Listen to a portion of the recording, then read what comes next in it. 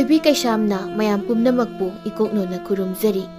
Ngasisu mayamgidamakta anauba wari ama puduna laksari. Wari asibu thabirakpana jengmitay wari mamingna angaubi onkrabi yaiphabi. Thaina matam amagi warini ningthau panba lebak amagi khul lekai amada yamna nungai yaipaba imung amada poksabi yaiphabi kaubi leisabi amagi warini. Yaiphabigi mabung taret lei mabung taret adu khul lekai aduda ningthau gumna yamna pongna leizai. Aduga yaiphabigi imung adu minai su thamlami adubu minai amata kuina leiba amata ngamlamde mabung taret tugi mawong matau wangang sangang minai amata tha phana leiba yaude. Ngasi su mamana minai ani puduna lai. Hai nupa taret noi kaida lei. Ima mi thiba yamna wai ko mi amata tha phana leiba ngamdri noi tarage na wongna tawduna. Isa nupa taret pokpabu simadi sakta nungsi ing tapi haiba yaba amata hek yaudeba taret mak sakta nungsi da bangakta mapa laudana. Hoi isa nupi yaiphabi khaktani mama ai laudana mi na nungsi rise. Mama nang chai sani he mapa ai laudana kaina. Chumbu sumdro nangi na sanupa taret tubu moi mapa dauna rasi loina kangdro. Ai lauba nungsiba matabu yaubro. Ai lauba haibabu isa nupi sinatana. Mama nang apai po na tharakta na sini he nang. Nasanupa taret si leibadagi yumdagi mapanthokpa ngamdre mi kaina tu rasi kang taret ke mapala ina lagnariba tungsida.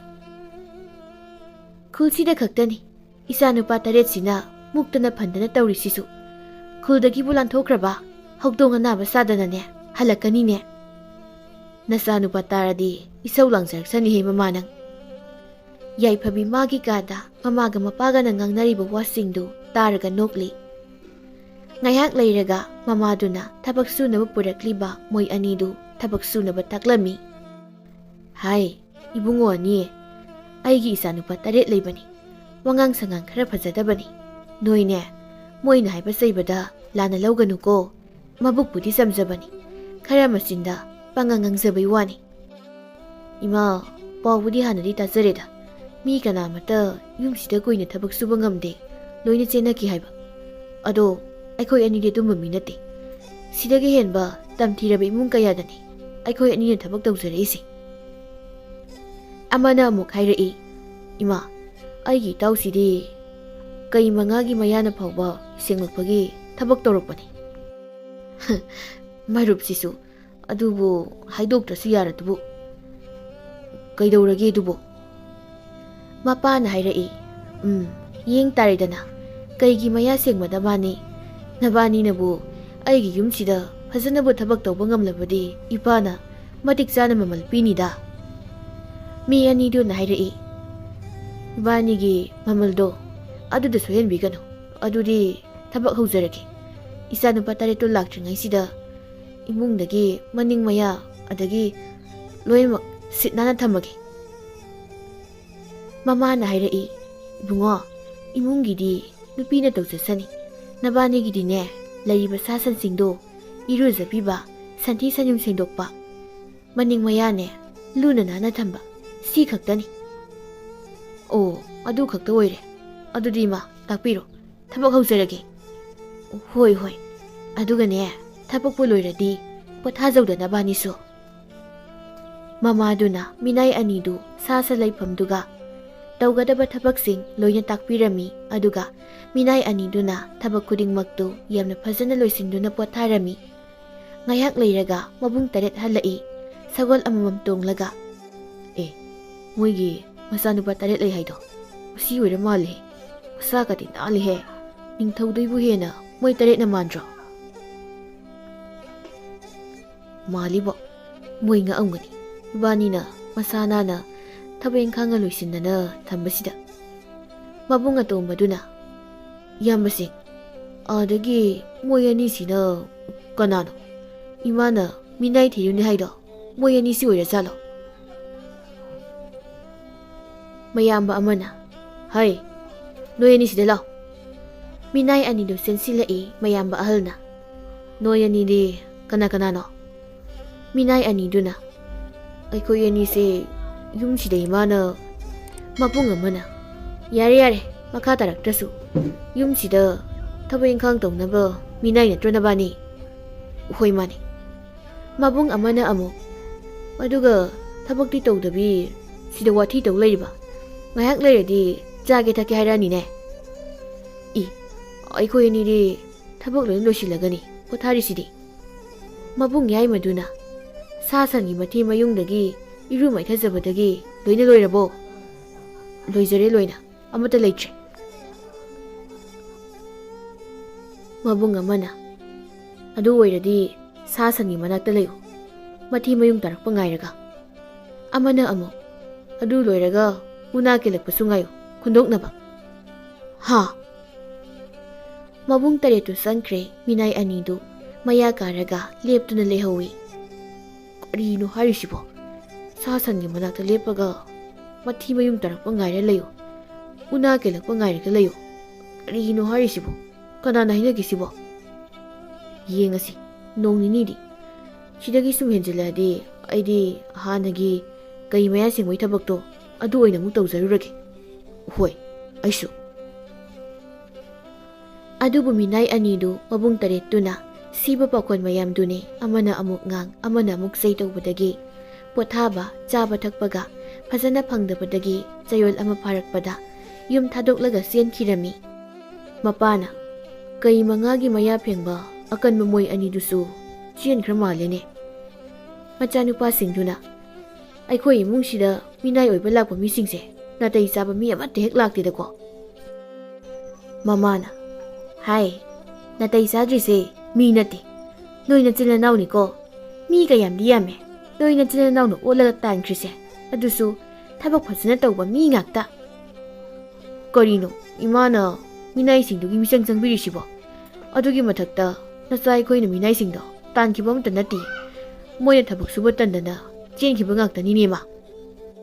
ꯌꯥꯏꯐꯕꯤꯅ ꯃꯥꯅꯤ, ꯏꯕꯨꯡ ꯇꯔꯦꯠꯅ ꯇꯥꯟꯈꯤꯕ ꯑꯃꯠꯇ ꯅꯠꯇꯦ, ꯃꯣꯏꯅ ꯊꯕꯛ ꯁꯨꯕ ꯇꯟꯗꯅ ꯆꯦꯟꯖꯈꯤꯕ ꯉꯥꯛꯇꯅꯤ. ꯇꯨ, ꯑꯩꯈꯣꯏꯒꯤ ꯄꯨꯛꯆꯦꯜ ꯈꯪꯕꯤꯔꯤꯁꯦ ꯏꯆꯟ ꯌꯥꯏꯐꯕꯤ ꯃꯊꯟꯇꯅꯤ. ꯏꯃꯥꯒ ꯄꯥꯕꯒꯗꯤ ꯑꯩꯈꯣꯏꯁꯦ ꯐꯠꯇꯕ ꯃꯆꯥ ꯑꯣꯏꯅ ꯑꯗꯨꯝ ꯎꯗꯨꯅ ꯂꯩꯔꯕꯅꯤ. ꯍꯩ, ꯌꯥꯔꯦ. ꯍꯟꯗꯛꯀ ꯊꯕꯛ ꯁꯨꯅꯕ ꯃꯤ ꯊꯤꯔꯛꯎ ꯀꯥꯏꯅꯅꯦ ꯅꯃꯥ ꯅꯄꯥꯗꯒ ꯍꯥꯏꯔꯛꯀꯅꯨꯀꯣ. ꯅꯣꯏ ꯑꯗꯨꯝ ꯊꯤꯖꯔꯨꯆꯣ. ꯌꯥꯏꯐꯕꯤꯅ ꯍꯟꯗꯛꯇꯤ ꯑꯩꯒ ꯏꯕꯨꯡ ꯇꯔꯦꯠꯀꯅ ꯊꯤꯔꯅꯤ, ꯏꯃꯥꯒ ꯄꯥꯕꯒꯗꯅꯦ ꯊꯤꯍꯜꯂꯔꯣꯏ. ꯑꯩꯈꯣꯏ ꯏꯆꯜ ꯌꯥꯏꯐꯕꯤꯇꯅꯤ ꯃꯕꯨꯡ ꯅꯨꯡꯁꯤꯔꯤꯁꯤ. ꯑꯗꯣ ꯃꯤꯅꯥꯏꯗꯣ ꯃꯇꯝ ꯈꯔꯗꯤ ꯊꯤꯈꯤꯔꯣꯏꯁꯤ. ꯃꯣꯏ ꯃꯁꯥꯅ ꯂꯥꯛꯆꯒꯗꯕ ꯉꯥꯛꯇꯅꯤ. ꯂꯩꯕꯥꯛ ꯑꯁꯤꯗ ꯊꯕꯛ ꯁꯨꯕ ꯐꯪꯗꯕ, ꯆꯥꯅꯤꯡꯉꯥꯏ ꯂꯩꯇꯕ ꯏꯃꯨꯡ ꯌꯥꯝꯅꯅꯦ ꯂꯩꯈ꯭ꯔꯖꯥꯠꯅꯤ. ꯑꯗꯨꯅ ꯃꯥꯅ ꯊꯕꯛ ꯇꯧꯖꯒꯦ ꯁꯨꯖꯒꯦꯅ ꯍꯥꯏꯕ ꯃꯤꯅꯥꯏ ꯑꯗꯨꯝ ꯂꯥꯛꯀꯅꯤꯗ. ꯃꯄꯥꯅ ꯍꯥꯏꯔꯛꯏ. ꯂꯥꯛꯀꯅꯤ. ꯅꯣꯏꯒꯤ ꯋꯥꯔꯤ ꯇꯥꯕꯗ ꯂꯣꯏꯅ ꯃꯨꯍꯟꯈꯤꯅꯤ ꯌꯨꯝ ꯌꯧꯔꯛꯇꯕꯤꯗ. ꯑꯩꯈꯣꯏ ꯄꯥꯁꯤꯃ ꯏꯃꯥꯒ ꯆꯞ ꯃꯥꯟꯅꯩꯍꯦ. ꯑꯁꯨꯝꯅ ꯅꯨꯃꯤꯠ ꯈꯔꯅꯤ ꯍꯧꯈ꯭ꯔꯦ. ꯑꯗꯨꯕꯨ ꯊꯕꯛ ꯁꯨꯖꯒꯦ ꯇꯧꯖꯒꯦ ꯍꯥꯏꯕ ꯃꯤꯑꯣꯏ ꯀꯅꯥꯃꯠꯇꯗꯤ ꯂꯥꯛꯂꯝꯗꯦ. ꯃꯤꯅꯥꯏ ꯂꯩꯇ꯭ꯔꯕꯅꯤꯅ ꯌꯨꯝ ꯏꯪꯈꯣꯜ ꯁꯥ ꯁꯟꯁꯨ ꯃꯣꯠꯄꯅ ꯂꯣꯏꯔꯝꯃꯤ. ꯃꯃꯥ, ꯊꯥ ꯑꯃ ꯍꯦꯜꯂ ꯐꯥꯎꯕ ꯊꯕꯛ ꯁꯨꯕꯤꯅꯕ ꯃꯤꯑꯣꯏ ꯀꯅꯥꯃꯠꯇ ꯍꯦꯛ ꯂꯥꯛꯇꯦꯅꯦ. ꯍꯣꯏꯗ, ꯂꯥꯛꯁꯨ ꯂꯥꯛꯑꯣꯏꯗ ꯏꯆꯥ ꯅꯨꯄꯥ ꯇꯔꯦꯠꯁꯤꯒꯤ ꯁꯛꯇꯥꯁꯤꯡꯁꯤ ꯎꯕꯗ. ꯑꯗꯨꯕꯨ ꯃꯣꯠꯇꯤ ꯃꯣꯠꯂꯦꯍꯦ ꯑꯩꯒꯤ ꯌꯨꯝ ꯏꯪꯈꯣꯜꯁꯦ. ꯅꯆꯥ ꯇꯔꯦꯠꯇꯨꯗ ꯍꯥꯏꯌꯨꯗꯅ ꯅꯤꯡꯊꯧ ꯁꯥꯗꯅ ꯂꯝꯖꯥꯎ ꯁꯣꯔꯣꯛꯇ ꯆꯠꯇꯅꯅꯦ ꯂꯩꯗꯣꯏ ꯁꯔꯨꯛꯄꯨꯗꯤ ꯌꯨꯝ ꯏꯪꯈꯣꯜꯁꯦ ꯁꯦꯡꯗꯣꯛꯑꯣ ꯍꯥꯏꯌꯨ. ꯅꯆꯥ ꯅꯨꯄꯥꯁꯤꯡꯁꯤꯗ ꯍꯥꯏꯗꯣꯏ ꯁꯔꯨꯛ ꯃꯣꯠꯀꯦ ꯍꯥꯏꯔꯒ ꯃꯣꯠꯆꯔꯁꯅꯨꯗ ꯃꯃꯥ. ꯑꯥꯗ ꯅꯨꯄꯥ ꯃꯆꯥ ꯑꯃꯗꯤ ꯊꯣꯡꯒꯥꯜꯂꯣꯝꯗ ꯆꯪꯉꯛꯏꯅ. ꯀꯗꯥꯏ? ꯑꯁꯤꯗꯤ ꯄꯥꯈꯪ ꯃꯥꯜꯂꯤꯗ. ꯄꯥꯈꯪ ꯑꯣꯏꯔꯗꯤ ꯅꯆꯥ ꯅꯨꯄꯥꯈꯩꯅ ꯌꯥꯔꯛꯑꯣꯏꯕꯣ? ꯃꯁꯛ ꯃꯇꯧꯁꯨ ꯐꯖꯩ ꯅꯨꯄꯥꯁꯦ. ꯃꯃꯥ, ꯄꯥꯈꯪ ꯑꯣꯏꯔꯁꯨ ꯂꯩꯖꯔꯁꯅꯤ. ꯌꯨꯝ ꯏꯪꯈꯣꯜꯁꯦ ꯃꯣꯠꯄꯗ ꯂꯣꯏꯔꯦ. ꯅꯆꯥ ꯅꯨꯄꯥꯈꯩꯗ ꯈꯪꯍꯟꯗ꯭ꯔꯒ ꯂꯣꯏꯔꯦꯗꯅ. ꯅꯆꯥ ꯅꯨꯄꯥꯈꯩꯗꯣ ꯂꯩꯔꯗꯤ ꯐꯗꯧꯅꯤ. ꯍꯣꯏ ꯌꯥꯔꯤꯁꯤ, ꯇꯨꯃꯤꯟꯅ ꯂꯩꯌꯨ. ꯅꯨꯄꯥꯗꯨꯅ ꯕꯨꯡꯉꯣ, ꯀꯩꯗꯧꯔꯦ? ꯎꯝꯅ ꯇꯧ ꯂꯩꯔꯤꯗꯨꯅ? ꯅꯪꯕꯨ ꯀꯅꯥ ꯎꯅꯒꯦ ꯍꯥꯏꯔꯤꯅꯣ? ꯅꯠꯇ꯭ꯔꯒ ꯊꯕꯛꯀꯤꯔꯣ? ꯍꯣꯏ, ꯊꯕꯛꯀꯤꯅꯤꯃ. ꯏꯃꯥ ꯍꯣꯏꯗ ꯊꯕꯛ ꯁꯨꯐꯝ ꯂꯩꯔꯒꯗꯤ ꯅꯆꯥ ꯁꯨꯖꯒꯦ. ꯃꯄꯥꯅ ꯂꯩ. ꯊꯕꯛꯀꯤ ꯊꯕꯛ ꯉꯥꯛꯇꯅꯤ. ꯃꯃꯥꯅ ꯑꯃꯨꯛ ꯍꯥꯏꯔꯛꯏ. ꯉꯥꯏꯈꯣꯍꯦ, ꯃꯣꯏ ꯃꯄꯥꯁꯤꯁꯨ ꯊꯨꯃꯟꯈ꯭ꯔꯦ. ꯍꯨꯔꯥꯟꯕ ꯃꯤ ꯐꯠꯇꯕ ꯑꯣꯏꯔꯝꯃꯗꯤ ꯍꯥꯟꯅ ꯑꯃꯨꯛꯇ ꯌꯦꯡꯈꯤꯁꯤ. ꯃꯁꯛꯁꯤꯗꯕꯣ ꯃꯥꯟꯗꯦꯗ, ꯌꯥꯝꯅ ꯋꯥꯕ ꯃꯤ ꯃꯥꯜꯂꯤ. ꯑꯩ ꯍꯪꯒꯦ, ꯏꯕꯨꯡꯉꯣ, ꯅꯪꯕꯨ ꯅꯃꯤꯡ ꯀꯔꯤ ꯀꯧꯕꯒꯦ? ꯀꯔꯤ ꯂꯝꯗꯒꯤꯅꯣ? ꯏꯃꯥ, ꯑꯩ ꯃꯅꯤ ꯀꯧꯖꯩ. ꯏꯃꯥꯅ ꯈꯜꯂꯤꯕ ꯐꯠꯇꯕ ꯃꯤꯗꯣ ꯑꯩ ꯅꯠꯆꯗꯦ. ꯏꯃꯥ, ꯑꯩ ꯊꯕꯛ ꯁꯨꯕ ꯌꯥꯍꯟꯕꯤꯌꯨ. ꯑꯩ ꯌꯥꯝꯅ ꯂꯥꯏꯔꯕ ꯅꯨꯄꯥꯅꯤ. ꯏꯄꯥꯁꯨ ꯁꯣꯏꯅꯥꯏꯗꯨꯅ ꯂꯩ. ꯏꯃꯥꯁꯨ ꯅꯥꯗꯨꯅ ꯂꯩꯔꯤ. ꯑꯗꯨꯅ ꯑꯩꯅ ꯊꯕꯛ ꯁꯨꯗ꯭ꯔꯒꯗꯤ ꯑꯩꯒꯤ ꯏꯃꯨꯡꯗꯣ ꯌꯥꯝꯅ ꯋꯥꯔꯅꯤ. ꯃꯄꯥꯅ, ꯑꯣ, ꯅꯨꯡꯁꯤꯈ꯭ꯔꯦꯗꯀꯣ. ꯍꯣꯏ ꯍꯣꯏ, ꯁꯨꯔꯣ ꯊꯕꯛꯇꯣ ꯉꯁꯤꯗꯒꯤ. ꯑꯗꯨꯒ ꯏꯄꯥꯅ ꯅꯪꯒꯤ ꯃꯇꯤꯛ ꯆꯥꯅ ꯑꯋꯥꯃꯟ ꯄꯤꯒꯅꯤ. ꯉꯥꯏꯈꯣꯍꯦ, ꯃꯣꯏ ꯃꯄꯥꯁꯤꯗꯤ. ꯏꯕꯨꯡꯉꯣ, ꯏꯕꯨꯡꯉꯣ ꯃꯅꯤꯕꯨ ꯅꯨꯄꯤ ꯊꯤꯔꯕ꯭ꯔꯣ? ꯊꯤꯗ꯭ꯔꯤ ꯏꯃꯥ. ꯃꯄꯥꯅ, ꯑꯗꯨꯗꯤ ꯑꯩꯒꯤ ꯏꯆꯥꯅꯨꯄꯥ 7 ꯂꯩ. ꯏꯆꯥꯅꯨꯄꯤ ꯑꯃꯒ. ꯃꯣꯏꯗꯗꯤ ꯅꯪ ꯅꯨꯄꯤ ꯊꯤꯔꯦ, ꯑꯉꯥꯡ ꯂꯩꯔꯦ ꯍꯥꯏꯅ ꯈꯨꯝꯃꯨꯀꯣ.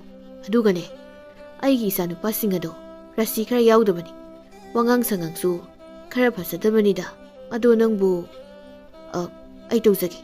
ꯊꯕꯛꯇꯨꯗ ꯄꯤꯕꯤꯌꯨ. ꯃꯅꯤꯒ ꯃꯃꯥꯒ ꯃꯄꯥꯒ ꯁꯥꯟꯅꯔꯤꯕ ꯋꯥꯔꯤꯁꯤꯡꯗꯨ ꯌꯥꯏꯐꯕꯤꯅ ꯇꯥꯔꯝꯃꯤ. ꯑꯗꯨꯒ ꯃꯅꯤꯒꯤ ꯑꯋꯥꯕ ꯋꯥꯔꯤꯗꯨꯗ ꯅꯨꯡꯉꯥꯏꯇꯕꯁꯨ ꯐꯥꯎꯔꯝꯃꯤ.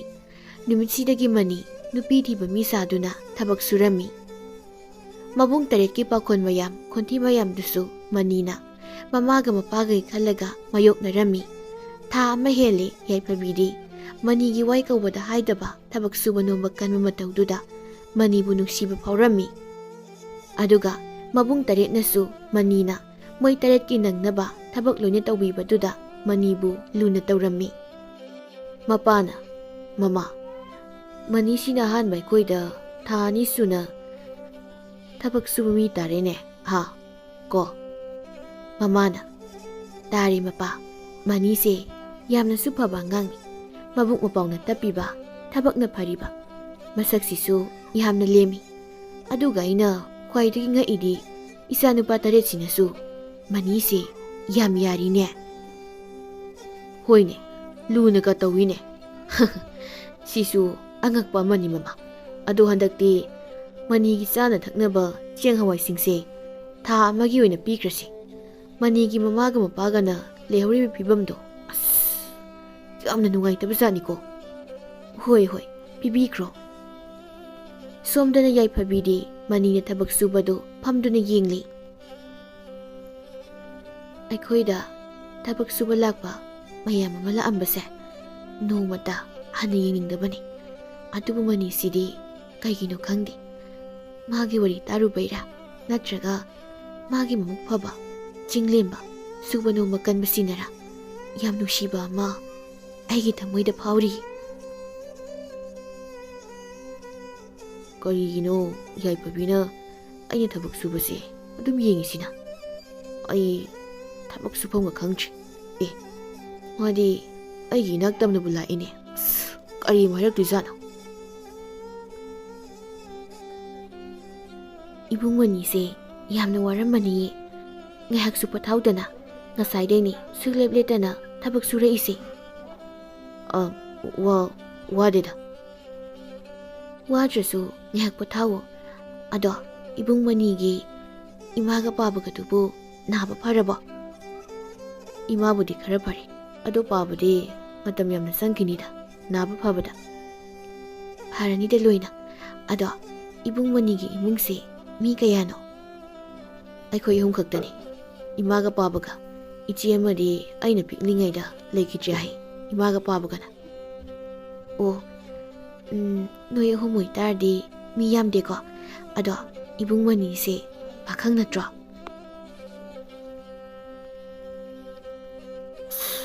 ꯑꯩꯗꯤ ꯕꯥꯞ ꯑꯃꯗ ꯑꯁꯦꯡꯕ ꯂꯣꯏ ꯍꯥꯏꯈ꯭ꯔꯦꯗꯅ. ꯅꯠꯇꯦꯍꯦ, ꯑꯩ ꯅꯨꯄꯤ ꯊꯤꯔꯦ. ꯑꯉꯥꯡ 2ꯔ 3ꯂ ꯀꯩꯅꯣ ꯁꯨꯔꯕꯅꯦ ꯑꯩꯒꯤ. ꯀꯩꯅꯣ, ꯅꯨꯄꯤ ꯊꯤꯔꯒ ꯅꯁꯥꯒꯤ ꯑꯉꯥꯡ ꯀꯌꯥꯅꯣ ꯍꯥꯏꯕ ꯐꯥꯎꯕ ꯈꯪꯗꯕ꯭ꯔꯣ? ꯑꯗꯨꯒ ꯅꯣꯏ ꯃꯤ 3 ꯈꯛꯇꯅꯦꯅ ꯍꯥꯏꯔꯤꯕ. ꯃꯤ 3 ꯈꯛꯇꯅꯦꯗꯤ ꯍꯧꯖꯤꯛꯀꯤ ꯋꯥꯅꯤ. ꯑꯩꯒꯤ ꯅꯨꯄꯤꯒ ꯑꯉꯥꯡꯒꯗꯤ ꯃꯄꯥꯝꯗ ꯆꯠꯈꯤꯕ. ꯑꯗꯨꯒꯤ ꯃꯁꯤꯡ ꯊꯥꯗꯕꯅꯤꯗ. ꯏꯕꯨꯡ ꯃꯅꯤꯁꯦ ꯑꯣꯏꯗꯕ ꯋꯥ ꯉꯥꯡꯕꯁꯨ ꯍꯩꯇꯅ ꯑꯣꯏꯗꯕ ꯋꯥꯗꯤ ꯌꯥꯝ ꯉꯥꯡꯉꯤꯀꯣ. ꯑꯁꯦꯡꯕ ꯉꯥꯛꯇꯅꯦꯍꯦ. ꯑꯣꯏꯔꯝꯅꯤ, ꯑꯁꯦꯡꯕ ꯋꯥ ꯉꯥꯛꯇ. ꯑꯗꯣ ꯏꯕꯨꯡ ꯃꯅꯤꯒꯤ ꯆꯥꯅꯕ ꯑꯩ ꯂꯧꯔꯨꯒꯦꯀꯣ. ꯌꯥꯔꯅꯤꯗ. ꯆꯠꯈ꯭ꯔꯦꯅꯦꯍꯦ. ꯀꯩꯒꯤꯅꯣ? ꯑꯩꯅ ꯌꯥꯏꯐꯕꯤꯅ ꯑꯩꯒꯤ ꯏꯅꯥꯛꯇꯕꯨ ꯂꯩꯔꯗꯤ ꯑꯩꯒꯤ ꯃꯤꯍꯨꯜꯁꯦ ꯃꯊꯣꯡ ꯃꯔꯝ ꯈꯪꯗꯅ ꯍꯦꯛꯇ ꯆꯣꯡꯉꯤꯁꯤꯅ. ꯑꯗꯨꯒ ꯃꯥꯅ ꯑꯩꯁꯦ ꯅꯨꯄꯤ ꯊꯤꯗ꯭ꯔꯤ ꯍꯥꯏꯕꯁꯤꯕꯨ ꯈꯪꯈ꯭ꯔꯖꯥꯠꯂꯥ? ꯈꯪꯉꯝꯃꯣꯏꯗ. ꯑꯗꯣ ꯃꯥꯒꯤ ꯃꯑꯣꯡ ꯃꯇꯧꯁꯤꯗꯤ ꯑꯩꯒꯤ ꯊꯃꯣꯏꯁꯦ ꯀꯨꯏꯅ ꯄꯥꯊꯔꯒ ꯊꯝꯕꯗꯤ ꯉꯝꯒꯗꯧꯕ ꯃꯥꯟꯗꯦꯕꯣ. ꯌꯥꯏꯐꯕꯤꯅ ꯃꯅꯤꯒꯤ ꯆꯥꯅ ꯊꯛꯅꯕ ꯄꯨꯔꯛꯏ, ꯑꯗꯨꯒ ꯄꯤꯖꯔꯝꯃꯤ. ꯃꯅꯤꯅ ꯌꯥꯝꯅ ꯍꯥꯎꯅ ꯆꯥꯕꯗꯨ ꯎꯔꯒ ꯌꯥꯏꯐꯕꯤ ꯌꯥꯝꯅ ꯍꯔꯥꯎꯖꯔꯝꯃꯤ. ꯑꯁꯨꯝꯅ ꯌꯥꯏꯐꯕꯤꯅ ꯃꯕꯨꯡ ꯇꯔꯦꯠꯇꯨ ꯂꯩꯇ꯭ꯔꯤꯉꯩ ꯈꯪꯗ꯭ꯔꯤꯉꯩꯗ ꯃꯅꯤꯒꯤ ꯃꯅꯥꯛꯇꯗ ꯂꯩꯔꯝꯃꯤ, ꯑꯗꯨꯒ ꯃꯅꯤꯒꯤ ꯁꯦꯕꯥꯁꯨ ꯐꯖꯅ ꯇꯧꯕꯤꯔꯝꯃꯤ. ꯌꯥꯏꯐꯕꯤꯒꯤ ꯅꯨꯡꯁꯤꯕ ꯃꯇꯧꯗꯨꯅ ꯃꯅꯤꯁꯨ ꯃꯁꯥ ꯀꯔꯤ ꯑꯣꯏꯔꯤ, ꯃꯥꯅ ꯀꯅꯥꯅꯣ, ꯌꯥꯏꯐꯕꯤꯅ ꯀꯅꯥꯅꯣ ꯍꯥꯏꯕ ꯀꯥꯎꯊꯣꯛꯈꯤꯗꯨꯅ ꯌꯥꯏꯐꯕꯤꯕꯨ ꯌꯥꯝꯅ ꯅꯨꯡꯁꯤꯔꯛꯂꯝꯃꯤ. ꯅꯣꯡꯃꯗꯤ ꯃꯃꯥꯒ ꯃꯄꯥꯒꯗꯣ, "ꯃꯣꯏ ꯃꯄꯥ, ꯑꯩꯈꯣꯏ ꯌꯥꯏꯐꯕꯤꯁꯦ ꯊꯕꯛ ꯁꯨꯕ ꯃꯅꯤꯒꯤ ꯃꯅꯥꯛꯇꯗ ꯂꯩꯕ ꯎꯏ. ꯃꯕꯥꯅꯤꯒꯤꯁꯤꯕꯨ..." "ꯀꯔꯤꯅꯣ ꯃꯃꯥ, ꯅꯪꯅ ꯍꯥꯏꯅꯤꯡꯂꯤꯕꯗꯨꯅ?" "ꯏꯆꯥꯅꯨꯄꯥꯁꯤꯡꯅ ꯇꯥꯔꯗꯤ ꯃꯅꯤꯁꯦ ꯍꯥꯠꯄꯤꯈꯤꯕ ꯇꯥꯔꯦꯅꯦ. ꯃꯤꯒꯤ ꯊꯕꯛ ꯁꯨꯕꯁꯤꯗ ꯏꯆꯥ ꯌꯥꯏꯐꯕꯤꯅ ꯇꯥꯛ ꯈꯣꯠꯇꯅ ꯃꯕꯨꯡ ꯃꯆꯜꯒꯨꯝꯅ ꯁꯨꯝ ꯉꯥꯏꯍꯥꯛ ꯋꯥꯔꯤ ꯁꯥꯕꯤꯕ ꯑꯣꯏꯔꯝꯅꯤ. ꯑꯗꯨꯒ ꯅꯪꯅ ꯁꯦꯔꯥꯟ ꯇꯨꯔꯥꯟ." "ꯑꯗꯨꯕꯨ ꯑꯣꯏꯔꯝꯂꯗꯤ ꯐꯩ. ꯏꯆꯥ ꯌꯥꯏꯐꯕꯤꯁꯤꯅ ꯃꯕꯨꯡ ꯇꯔꯦꯠꯁꯤꯅ ꯃꯄꯥꯟꯒ ꯊꯣꯛꯍꯟꯗ꯭ꯔꯦ. ꯈꯔꯒ ꯄꯪꯉꯤ. ꯄꯪꯄꯥꯗ ꯄꯥꯈꯠꯂꯤꯅꯤꯍꯦ ꯃꯣꯏ ꯃꯄꯥ." "ꯅꯪꯗꯅ ꯏꯔꯥꯡ ꯁꯥꯒꯠꯂꯨꯅꯨꯗ ꯃꯃꯥ. ꯃꯤꯒꯤ ꯃꯆꯥ ꯃꯅꯤꯁꯤꯅ ꯉꯁꯤ ꯐꯥꯎꯕꯗ ꯀꯅꯥꯝꯇꯅ ꯇꯧꯅꯕ ꯉꯝꯗꯕ ꯊꯕꯛꯁꯤꯡ ꯃꯊꯟꯇꯅ ꯇꯧꯔꯤꯁꯤꯗ ꯅꯪꯅ ꯏꯔꯥꯡ ꯁꯥꯒꯠꯂꯒꯅꯦ ꯃꯤꯒꯤ ꯃꯆꯥꯁꯦ ꯑꯋꯥꯐꯝꯗ ꯑꯃꯨꯛ ꯇꯥꯍꯟꯈꯤꯅꯤ. ꯅꯪꯒꯤ ꯅꯆꯥꯅꯨꯄꯥ ꯅꯤꯡꯊꯧ ꯁꯥꯕꯁꯤꯡꯗꯨꯅ." "ꯑꯩꯅꯦ ꯏꯔꯥꯡꯒ ꯁꯥꯒꯠꯆꯗꯦꯀꯣ, ꯁꯨꯝ ꯍꯥꯏꯕꯩ ꯋꯥꯅꯤ. ꯑꯩꯈꯣꯏꯅ ꯁꯝꯅ ꯈꯟꯗꯣꯛꯎꯔꯒ ꯍꯌꯦꯡ..." "ꯑꯃꯨꯛ ꯍꯧꯔꯛꯑꯕ ꯃꯃꯥ ꯅꯪ?" "ꯄꯦꯜꯂꯦꯍꯦ, ꯃꯁꯤ ꯅꯨꯄꯥꯁꯤꯗꯤ. ꯅꯊꯟꯗ ꯍꯦꯛ ꯐꯝꯍꯧꯔꯣ ꯅꯪ." "ꯅꯪꯅ ꯐꯝꯃꯛꯀꯅꯨ ꯑꯩꯒꯤ ꯏꯅꯥꯛꯇ." "ꯑꯃꯕꯨ ꯑꯣꯏꯔꯦ ꯑꯃꯕꯨ ꯑꯣꯏꯔꯦ, ꯁꯣꯏꯗ ꯉꯥꯝꯗꯅꯕ ꯑꯃꯨꯛꯇ ꯌꯦꯡꯁꯤꯜꯍꯧꯒꯦꯗ." ꯁꯣꯝꯗꯅ ꯑꯃꯨꯛ ꯃꯅꯤ ꯊꯕꯛ ꯁꯨꯐꯝ ꯈꯪꯗꯅ ꯂꯩꯔꯤ꯫ "ꯀꯩꯒꯤꯅꯣ ꯑꯩꯅ ꯊꯕꯛ ꯁꯨꯐꯝ ꯅꯣꯝꯐꯝ ꯈꯪꯗ꯭ꯔꯤꯁꯤꯅ? ꯌꯥꯏꯐꯕꯤꯒꯤ ꯃꯕꯨꯡꯁꯤꯡꯗꯣ ꯂꯣꯏꯅ ꯂꯩꯕꯅꯔꯥ ꯌꯥꯏꯐꯕꯤꯅ ꯊꯣꯛꯂꯛꯇ꯭ꯔꯤꯁꯤꯕꯣ?" ꯌꯥꯏꯐꯕꯤꯅ, "ꯏꯃꯥ, ꯏꯃꯥ, ꯏꯕꯨꯡ ꯃꯅꯤꯁꯦ ꯌꯥꯝꯅ ꯋꯥꯔꯝꯃꯅꯤꯌꯦ. ꯆꯥꯛꯁꯨ ꯂꯥꯝꯃꯝꯃꯅꯤ. ꯀꯩꯅꯣꯝꯇ ꯄꯤꯖꯁꯤ." ꯃꯕꯨꯡ ꯑꯃꯅ, "ꯄꯤꯖꯕ ꯌꯥꯗ꯭ꯔꯤ. ꯊꯕꯛ ꯂꯣꯏꯅ ꯂꯣꯏꯔꯕ ꯃꯇꯨꯡꯗ ꯑꯩꯈꯣꯏꯅ ꯆꯥꯕ ꯊꯛꯄ ꯂꯣꯏꯔꯒ ꯃꯗꯨꯗ ꯈꯔ ꯂꯦꯝꯃꯛꯄꯗꯨ ꯄꯤꯖꯧ. ꯃꯤꯅꯥꯏꯗ ꯂꯨꯅ ꯇꯧꯕ ꯌꯥꯄꯣꯟꯇꯦꯀꯣ, ꯂꯝꯗꯟꯅꯅꯤ." ꯃꯄꯥꯅ, "ꯏꯆꯥꯅꯨꯄꯥꯒꯤ ꯄꯨꯛꯆꯦꯜꯁꯤꯗꯤ..." ꯃꯕꯨꯡ ꯑꯃꯅ ꯑꯃꯨꯛ ꯍꯥꯏꯔꯛꯏ, "ꯕꯥꯕꯥ, ꯃꯤꯅꯥꯏ ꯂꯨꯅ ꯇꯧꯔꯒ ꯏꯊꯛ ꯀꯥꯔꯛꯅꯕꯅꯤ. ꯍꯣꯏ, ꯃꯅꯤꯁꯤꯃꯗꯤ ꯍꯥꯟꯅꯒꯤ ꯃꯤꯅꯥꯏꯁꯤꯡꯒꯕꯨꯗꯤ ꯃꯥꯟꯅꯗꯦ. ꯈꯥꯡꯕ ꯀꯜꯂꯤ, ꯐꯩ. ꯑꯗꯨ ꯑꯣꯏꯔꯁꯨ ꯃꯤꯅꯥꯏꯗꯤ ꯃꯤꯅꯥꯏꯅꯤ ꯄꯥꯕ." ꯅꯨꯡꯁꯤꯕꯅ ꯅꯨꯡꯁꯤꯕꯅ ꯏꯆꯥꯁꯤꯡꯒꯤ ꯋꯥꯍꯩ ꯋꯥꯇꯥꯁꯦ ꯇꯥꯕꯗ ꯃꯃꯥꯅ ꯍꯥꯏꯔꯛꯏ, "ꯕꯦꯝꯃꯥ, ꯍꯣꯔꯦꯟ ꯅꯕꯨꯡꯁꯤꯡꯁꯦ ꯆꯠꯈ꯭ꯔꯕ ꯀꯥꯟꯗ ꯏꯃꯥ ꯄꯤꯔꯨꯔꯒꯦꯀꯣ. ꯅꯪꯅ ꯇꯧꯒꯗꯕꯗꯣ ꯇꯧꯖꯔꯨꯔꯣ."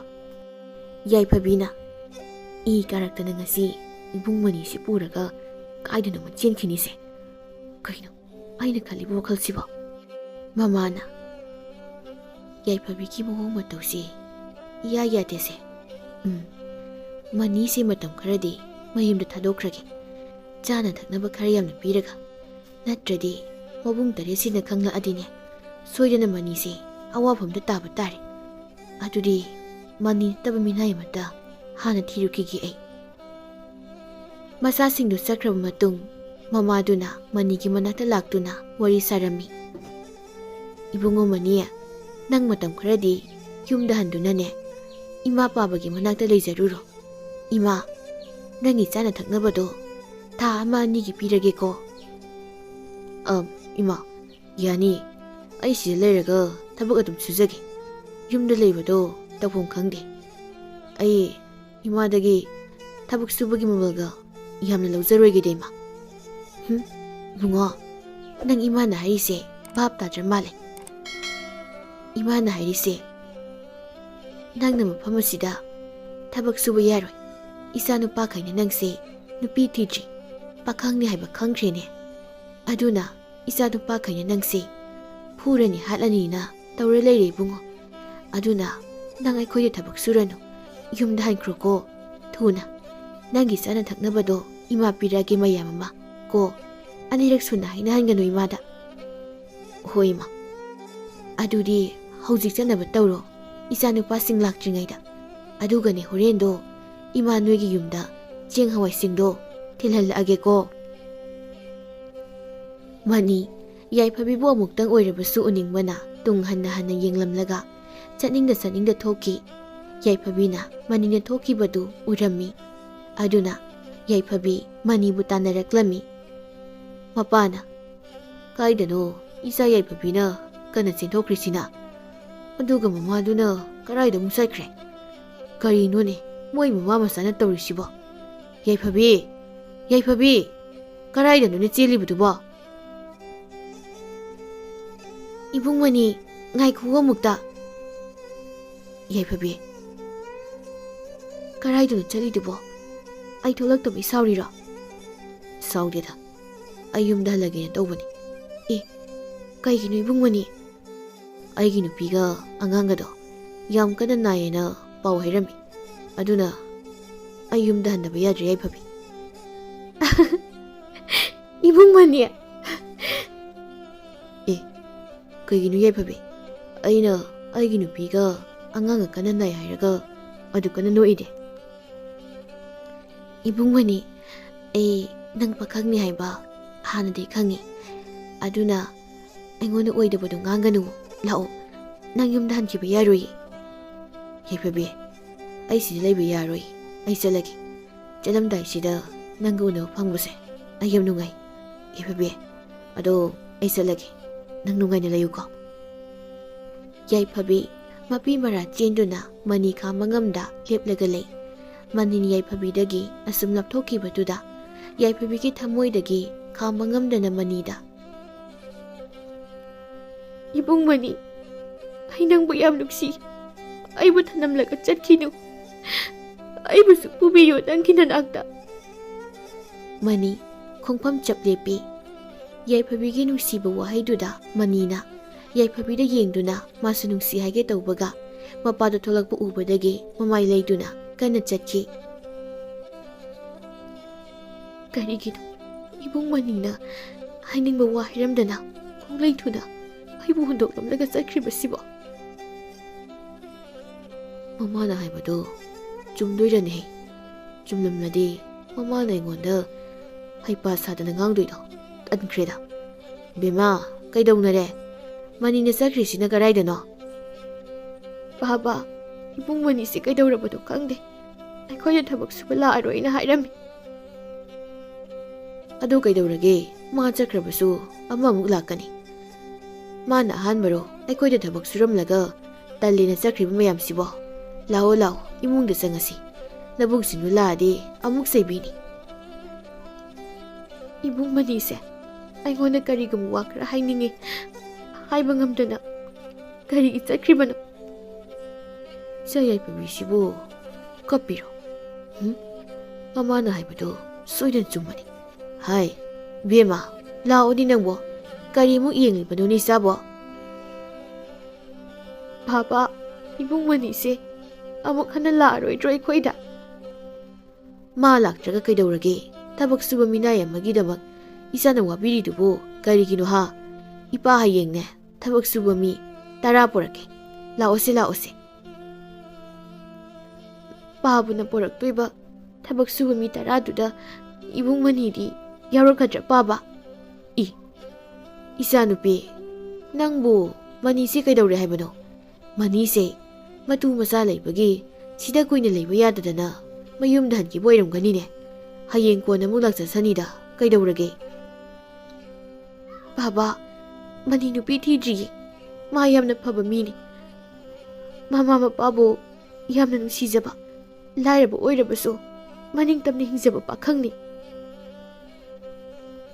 Ichanupi, nangse khul lekai asida khwaidagi nungai yaiphaba napa aigi amata puksabi Rajkumari gumna nabung tare nane luna tawzabi yaiphabinine minai nupasigidamakta isana wapagi mathau tabra ha lao lao kanadabadane wakhal khangana ko chanadaba wakhal khangana napaga namagagi mayengsiko pahabagi nungai yaipharaba yum mabung tare ki majan Rajkumari yaiphabi aise yumse leibase yamna wai koi pai pai tuna malem sinba thungna sanazaba pamba ujek amabu apikpa sarang amada pharaga thamak punsise ai pamdi paba I la oibema nabung singa adi nangna wazariba uningliba manido hatpi ki batare imungna phamlagane isana pamlibodo karino haibado hairu lao mapana masanupi yaiphabidu themduna pusinki aduga mamaga mapagado masanupi yaiphabigi mataw aduda wari sanarami yaiphabidi magi kada mani udabada mathwa yamna wana leiri moi mapa isanupa kai khangnaраklabadine manido soidana siba tare aduna manigi sana thaknaba kai kado tha manga taruki piraga mayum thadoktunane lapna chalhankrasi isanupi sipudi manibu udrabadi khara leiraga maraina dum kauzakisani aduna faratra natradi minai nupa amada aigi sanupina nushiyena kulle kaina khangnakrabadi nushibadi tokro thabak su maniga senkradi kamai tawni moi mapa hoine mani sina aikhoiga sanaba imungi masa masu oiramnadi manini yadrasu aikoina pharaga isanupise piba yaba adudi natabanina ado ai mani hoida chatlurake thingjilaklabanina hoi hoi moi mapa asumna papaduna mani hoida minektuna sangari tawduna chana thaknaba potlam mayam mapuduna chatpadu yaiphabina thongnaudagi urami moi mapa aina haibadu kauni ko karibuna mama aina ngasai kari haina haikige manigi imung manungdo karaidano amuk hana ubu phanglaroidaba mafam amada chatlankinaba haijabado kaurabo o kaudi ado khara thunadi halakpiyu ko karino imaga pabagana hainarisibo ibung manibu karaida chatlandoino adusu amuk hana ubu phanglaroidaba mafam amada adudi ibung manina mapi mara chena aingonda hainingba wado haigidana chatkibado madudi imaga pabagana yumsidagi tanba oireko aduga hauchikna amuk hana uba phanglaroidaba mafam amada yaroi ai ibung manigi manakta chatkani yaiphabi mamana imungda changkibaga mapagi matungda tumina inaduna chatkirami mamadi masanupidu magi kada laribai khanna thausaramde somda manisu yaiphabigi nusi wakhalda mapi mara chena leiringai yaiphabigi mapa laktuna mafam asi thadoktuna amuk hana uba phanglaroidaba mafam amada chatkinaba hairami adusu ngasi numidang sida mapana salgari amasu piramlaga hankibaga yaiphabi manigi mayumda changlai ibung mani yaiphabi nangdi mafam sida matau karamda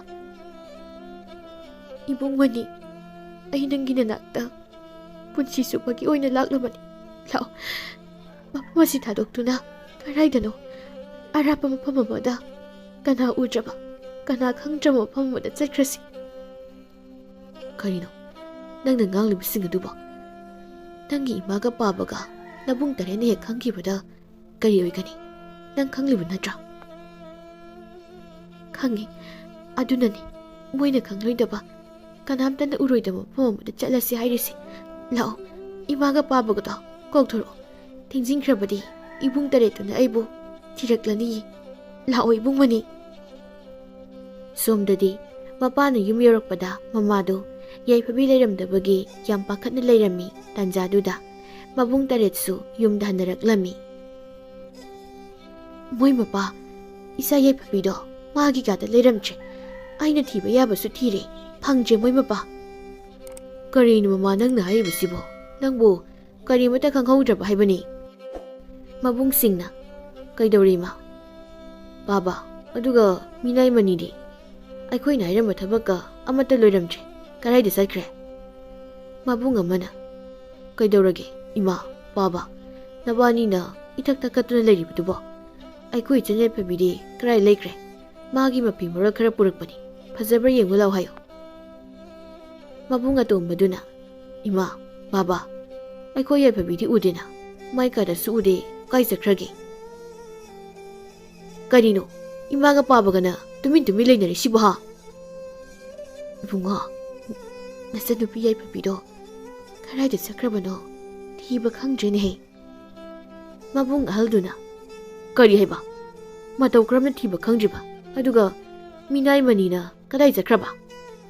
ꯃꯄꯥꯅ ꯏꯕꯨꯡꯉꯣ ꯃꯅꯤꯗꯨꯗꯤ ꯑꯩꯈꯣꯏꯅ ꯊꯕꯛ ꯇꯣꯛꯍꯜꯂꯒ ꯃꯌꯨꯝꯗ ꯆꯠꯍꯟꯈꯤꯕꯅꯤꯅꯦ. ꯑꯗꯨꯒ ꯅꯆꯟꯅꯨꯄꯤꯗꯨꯅ ꯃꯥꯒꯤ ꯀꯥꯗ ꯂꯩꯍꯧꯕꯅꯤ. ꯃꯇꯧ ꯀꯔꯝꯅ ꯂꯩꯔꯝꯗ꯭ꯔꯤꯕꯅꯣ ꯍꯥꯏꯕꯗꯣ ꯈꯪꯍꯧꯗ꯭ꯔꯦꯅꯦ ꯇꯧꯔꯤꯕꯁꯦ. ꯃꯃꯥꯅ ꯑꯁꯦꯡꯕꯗꯣ ꯑꯗꯨꯝ ꯍꯥꯏꯈ꯭ꯔꯣꯗ. ꯃꯃꯥꯒ ꯃꯄꯥꯒꯅ ꯃꯆꯟ ꯌꯥꯏꯐꯕꯤꯒ ꯃꯅꯤꯒꯒꯤ ꯋꯥꯔꯤꯁꯤꯡꯗꯨ ꯃꯆꯥꯅꯨꯄꯥꯁꯤꯡꯗ ꯂꯤꯔꯝꯃꯤ. ꯄꯥꯎ ꯑꯗꯨ ꯇꯥꯕꯗ ꯃꯆꯥꯅꯨꯄꯥ 8ꯇꯨꯅ ꯃꯃꯥꯒ ꯃꯄꯥꯒꯗ ꯂꯥꯟ ꯇꯧꯕ ꯌꯥꯕ ꯇꯧꯔꯝꯂꯒ ꯃꯅꯤꯒꯤ ꯌꯨꯝ ꯃꯕꯨꯡꯁꯤꯡꯗꯨ ꯂꯣꯏꯅ ꯆꯠꯈꯤꯔꯝꯃꯤ. ꯃꯃꯥꯅ ꯁꯤ ꯊꯣꯛꯀꯅꯤꯁꯤ ꯑꯩꯅ ꯍꯥꯟꯅ ꯈꯪꯈ꯭ꯔꯕꯅꯤꯅꯦ. ꯍꯧꯖꯤꯛꯄꯨ ꯀꯔꯤꯅꯣ ꯇꯧꯒꯗꯧꯔꯤꯕꯁꯤꯕꯣ? ꯃꯤꯒꯤ ꯃꯆꯥꯗꯨꯗꯤ ꯊꯕꯛ ꯁꯨꯕ ꯂꯩꯇ ꯂꯥꯏꯔ ꯇꯥꯟꯕ ꯂꯥꯛꯆꯕꯅꯤꯗꯣ. ꯏꯆꯥꯅꯨꯄꯤꯁꯤꯅ ꯌꯥꯔꯦꯗ, ꯏꯆꯥꯅꯨꯄꯤꯗꯅꯦ ꯄꯪꯇꯥꯏ ꯇꯥꯏꯅꯕꯤꯅꯨ. ꯑꯩꯒꯤ ꯏꯆꯥꯅꯨꯄꯤꯅ ꯀꯔꯤꯕꯨ ꯈꯪꯖꯗꯣꯏꯅꯣ? ꯅꯪꯁꯨ ꯇꯥꯅꯤꯡꯉꯛꯇ꯭ꯔꯦꯗ ꯃꯃꯥ. ꯃꯔꯥꯏ ꯂꯩꯖꯗꯕ ꯃꯤꯒꯤ ꯂꯥꯏꯔꯕ ꯃꯆꯥꯗꯣ ꯅꯆꯥꯅꯨꯄꯥꯁꯤꯡꯁꯤꯅ ꯀꯔꯤꯅꯣ ꯇꯧꯕꯤꯒꯗꯧꯔꯤꯕꯁꯤꯕꯣ? ꯃꯃꯥꯒ ꯃꯄꯥꯒꯗꯤ ꯃꯀꯣꯛ ꯄꯥꯏꯗꯨꯅ ꯂꯩꯈ꯭ꯔꯦ. ꯃꯝꯁꯨ ꯃꯝꯂꯦ. ꯑꯗꯨꯒ ꯃꯅꯤꯅ ꯌꯥꯏꯐꯕꯤꯕꯨ ꯊꯦꯝꯂꯕꯁꯨ ꯌꯥꯔꯣꯏ ꯈꯪꯕꯗꯒꯤ ꯌꯥꯏꯐꯕꯤꯒꯤ ꯃꯄꯥꯅ ꯄꯤꯔꯝꯕ ꯁꯟ ꯒꯥꯔꯤꯗ ꯃꯅꯤꯅ ꯃꯃꯥꯒ ꯃꯄꯥꯒ ꯌꯥꯏꯐꯕꯤꯒ ꯄꯨꯗꯨꯅ ꯌꯨꯝ ꯑꯗꯨ ꯊꯥꯗꯣꯛꯇꯨꯅ ꯆꯦꯜꯂꯝꯃꯤ. ꯑꯗꯨꯕꯨ ꯃꯔꯥꯏꯕꯛ ꯊꯤꯕꯗꯒꯤ ꯃꯕꯨꯡ 8ꯇꯨꯅ ꯃꯅꯤꯕꯨ ꯃꯤ ꯇꯥꯗꯕ ꯂꯝꯍꯥꯡ ꯑꯃꯗ ꯐꯥꯔꯝꯃꯤ. ꯃꯕꯨꯡ ꯑꯍꯜꯗꯨꯅ ꯏꯅꯥꯎꯆꯥ, ꯃꯅꯤꯁꯤꯐꯥꯎ ꯃꯤꯅꯥꯏ ꯃꯥꯅ ꯑꯩꯒꯤ ꯔꯥꯖꯀꯨꯃꯥꯔꯤꯒꯨꯝꯅ ꯊꯝꯂꯤꯕ ꯑꯩꯈꯣꯏꯒꯤ ꯏꯆꯟ ꯌꯥꯏꯐꯕꯤꯕꯨ ꯐꯥꯗꯨꯅ ꯄꯨꯔꯝꯕ. 이야! 이봉, 바보 바비가노. 마디 말아내자다 마니. 나짠나이나 란마니. 마부 다독비요. 아이염다 할라기 이봉. 아이염다 할라기. 마봉 야이마나. 이짠 야이파비. 당디 가리수 강자다바 강니니. 마시기 팠다바 라이라 주dat나바 마시나 누가이바 빰바다기 아이기 이짠보 모이팀 떠우드나 부남 헛나바니니. 아두가 마마 마빠 아니시수 야오리바니. ꯃꯃꯥꯒ ꯃꯄꯥꯒꯁꯤꯁꯨ ꯂꯦꯝꯅ ꯊꯥꯕ ꯌꯥꯔꯣꯏ. ꯃꯅꯤꯅ ꯏꯌꯥꯝꯕꯁꯤꯡ, ꯑꯩꯒꯤ ꯏꯃꯥꯒ ꯄꯥꯕꯒꯗꯤ ꯊꯥꯗꯣꯛꯄꯤꯌꯨ. ꯑꯩ ꯈꯣꯡ ꯄꯥꯏꯗꯨꯅ ꯍꯥꯏꯖꯔꯤ. ꯃꯃꯥꯒ ꯃꯄꯥꯒꯅ 이봉아, 머니, ꯀꯔꯤꯅꯣ ꯇꯧꯔꯤꯕꯁꯤꯕꯣ? 이사사, ꯑꯩꯒꯤ 이사부 타독비유네. ꯂꯩꯕꯥꯛ ꯑꯁꯦ ꯊꯥꯗꯣꯛꯂꯒ ꯆꯠꯆꯈ꯭ꯔꯒꯦ. ꯃꯕꯨꯡ 8ꯇꯨꯗ ꯃꯣꯏꯅ ꯐꯅ ꯍꯥꯏꯔꯕꯁꯨ ꯌꯥꯗ꯭ꯔꯤ, ꯇꯥꯕꯤꯈꯤꯗ꯭ꯔꯤ. ꯃꯗꯨꯒꯤ ꯃꯍꯨꯠꯇ ꯃꯤꯅ ꯈꯪꯅꯗ꯭ꯔꯤꯉꯩ ꯍꯥꯠꯇꯣꯛꯈ꯭ꯔꯣ ꯍꯥꯏꯗꯨꯅ ꯃꯕꯨꯡ ꯑꯍꯜꯗꯨꯅ ꯍꯥꯏꯕꯗꯒꯤ ꯌꯥꯏꯐꯕꯤꯕꯨ ꯐꯥꯖꯤꯟꯗꯨꯅ ꯃꯅꯤꯕꯨ ꯇꯝꯊꯤꯅ ꯐꯨꯔꯒ ꯍꯥꯠꯂꯝꯃꯤ. ꯃꯅꯤꯒꯤ ꯊꯋꯥꯏ ꯌꯥꯎꯗ꯭ꯔꯕ ꯍꯛꯆꯥꯡꯗꯨ ꯎꯕꯗ ꯌꯥꯏꯐꯕꯤ ꯒ꯭ꯌꯥꯟ ꯃꯥꯡꯗꯨꯅ ꯋꯥꯟꯊꯔꯝꯃꯤ. ꯑꯗꯨꯒ ꯃꯃꯥꯒ ꯃꯄꯥꯒꯁꯨ ꯃꯕꯨꯡꯁꯤꯡꯗꯨꯅ ꯐꯨꯔꯒ ꯍꯥꯠꯇꯨꯅ ꯌꯥꯏꯐꯕꯤꯕꯨ ꯄꯨꯗꯨꯅ ꯆꯠꯈꯤꯔꯝꯃꯤ. ꯃꯅꯤꯒ ꯃꯃꯥꯒ ꯃꯄꯥꯒꯗꯨ ꯁꯟꯒꯥꯔꯤ ꯃꯅꯥꯛꯇꯨꯗ ꯐꯤꯕꯝ ꯀꯥꯏꯅ ꯁꯤꯗꯨꯅ ꯇꯥꯔꯒ ꯂꯩꯍꯧꯔꯝꯃꯤ. ꯑꯗꯨꯕꯨ ꯅꯥꯄꯟ ꯆꯥꯎꯕ ꯃꯁꯥꯅ ꯃꯁꯥꯕꯨ ꯅꯤꯡꯊꯧꯅꯤ ꯍꯥꯏꯅ ꯈꯟꯖꯕ ꯃꯕꯨꯡ 8ꯇꯨꯒꯤ ꯃꯆꯟꯅꯨꯄꯤ ꯌꯥꯏꯐꯕꯤꯅ ꯒ꯭ꯌꯥꯟ ꯇꯥꯔꯛꯄ ꯃꯤꯀꯨꯞꯇꯗꯤ ꯌꯥꯏꯐꯕꯤ ꯋꯥꯈꯜ ꯆꯣꯏꯗꯨꯅ ꯑꯉꯥꯎꯕꯤ ꯑꯣꯏꯅ ꯂꯩꯔꯝꯈꯤꯔꯝꯃꯤ. ꯅꯨꯃꯤꯠ ꯀꯌꯥꯅꯤ ꯍꯧꯈ꯭ꯔꯦ, ꯊꯥ ꯀꯌꯥ ꯁꯨꯈ꯭ꯔꯦ. ꯊꯥꯗꯒꯤ ꯆꯍꯤ ꯍꯦꯜꯂꯕ ꯐꯥꯎꯕ ꯌꯥꯏꯐꯕꯤꯕు ꯃꯕꯨꯡ 8ꯅ ꯐꯅ ꯂꯥꯌꯦꯡꯂꯕꯁꯨ ꯐꯈꯤꯗ꯭ꯔꯦ. ꯌꯥꯏꯐꯕꯤꯒꯤ ꯃꯆꯤꯟꯗ ꯇꯣꯏꯅ ꯍꯥꯏꯕ ꯋꯥꯗꯤ 이봉 머니, 아이부 가나 우드라바, 가나 레이타바 파문바다, 아이부 부비요. 아이양 와리 이봉 머니, 아이양 와리. ꯋꯥꯍꯩꯁꯤꯗꯒꯤ ꯑꯇꯣꯞꯄ ꯋꯥꯍꯩ ꯑꯃꯠꯇ ꯉꯥꯡꯗꯅ ꯑꯌꯦꯡꯕ ꯑꯃꯗ ꯌꯦꯡꯗꯨꯅ ꯌꯥꯏꯐꯕꯤ ꯑꯉꯥꯎꯕ ꯍꯥꯏꯕꯗꯨ ꯑꯣꯏꯈꯤꯔꯝꯃꯤ꯫ ꯃꯕꯨꯡ ꯇꯔꯦꯠꯁꯨ ꯍꯧꯖꯤꯛꯇꯤ ꯌꯥꯝꯅ ꯅꯤꯡꯉꯝꯂꯛꯇꯅ ꯃꯆꯟꯅꯨꯄꯤꯒꯤ ꯃꯇꯧꯗꯨ ꯌꯦꯡꯗꯨꯅ ꯀꯞꯇꯨꯅ ꯂꯩꯈꯤꯔꯝꯃꯤ꯫